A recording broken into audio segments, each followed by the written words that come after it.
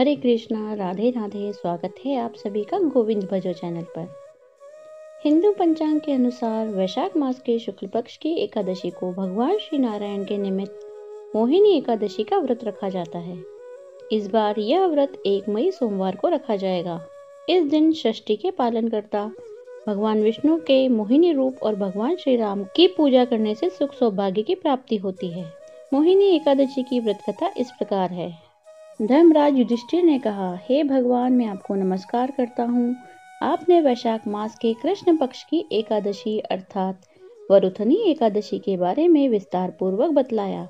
अब आप कृपा करके वैशाख शुक्ल एकादशी का क्या नाम है तथा उसकी क्या कथा है, इस व्रत की क्या विधि है, यह सब विस्तार पूर्वक बताइए। भगवान श्री कृष्ण कहने लगे, हे धर्मराज, वैशाख मास के शुक्ल पक्ष की एकादशी को मोहिनी एकादशी के नाम से जाना जाता है। मैं आपसे एक कथा कहता हूँ जिसे महर्षि वशिष्ठ ने श्री रामचंद्र जी से कही थी। राजन, आप ध्यानपूर्वक सुने। एक समय श्री राम बोले, हे गुरुदेव, ऐसा कोई व्रत बताइए जिससे समस्त पाप और दुख का नाश हो। मैंने सीता जी के वियोग में बहुत दुख भोगे हैं।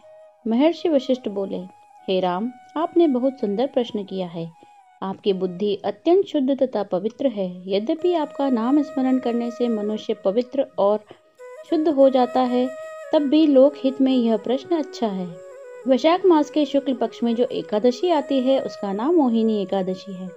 इसका व्रत करने से मनुष्य सब पापों तथा दुखों से छूटकर मोहजाल से मुक्त हो जाता है। मैं इसकी कथा कहता हूँ, आप ध्यानपूर्वक सुनिए। सरस्वती नदी के तट पर भद्रावती नाम की एक नगरी में द्युतिमान नामक चंद्रवंशी राजा राज करता था।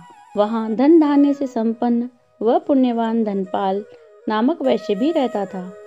वह अत्यंत धर्मालु और विष्णु भक्त था। उसने नगर में अनेक भोजनालय, प्याऊ, कुएं, सरोवर, धर्मशाला आदि बनवाए थे। सड़कों पर आम, जामुन, नीम आदि के वृक्ष भी लगवाए थे।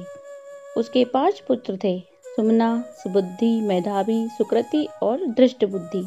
इनमें से 5वां पुत्र दृष्टबुद्धि अपने नाम के अनुसार ही महापापी था। वह पितर आदि को नहीं मानता था। वह वैश्या दुराचारी मनुष्यों की संगति में रहकर जुआ खेलता और पर स्त्री के साथ भोग विलास करता तथा मध्यमास का सेवन करता। इसी प्रकार अनेक कुकर्मों में वह पिता के धन को नष्ट करता रहता था। इन्हीं कारणों से त्रस्त होकर पिता ने उसे घर से निकाल दिया था।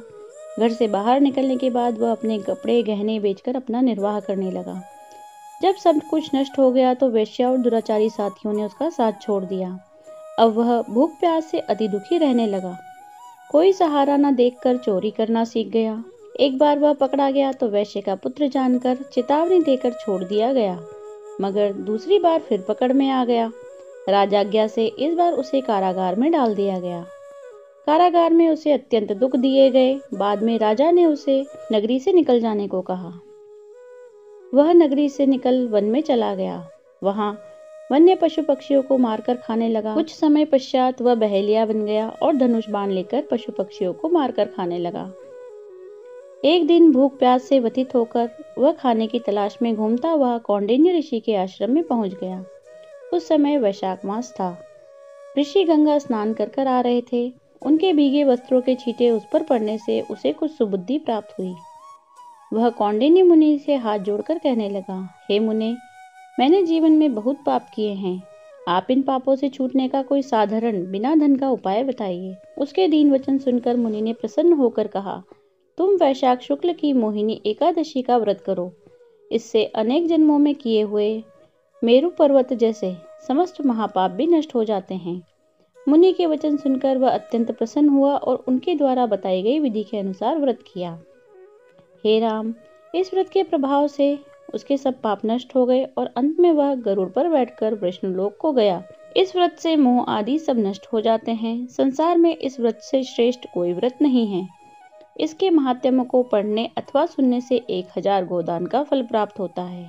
प्रिय भक्तों, यह थी कथा मोहिनी एकादशी की। यदि आपको वीडियो अच्छी लगी हो तो लाइक शेयर जरूर कीजिए। यदि आप चैनल पर नए हैं तो सब्सक्राइब कीजिए, बेल आइकन को प्रेस कीजिए, जिससे आपको नए वीडियोस की नोटिफिकेशन जल्द ही मिल जाए। हरे कृष्णा, राधे राधे।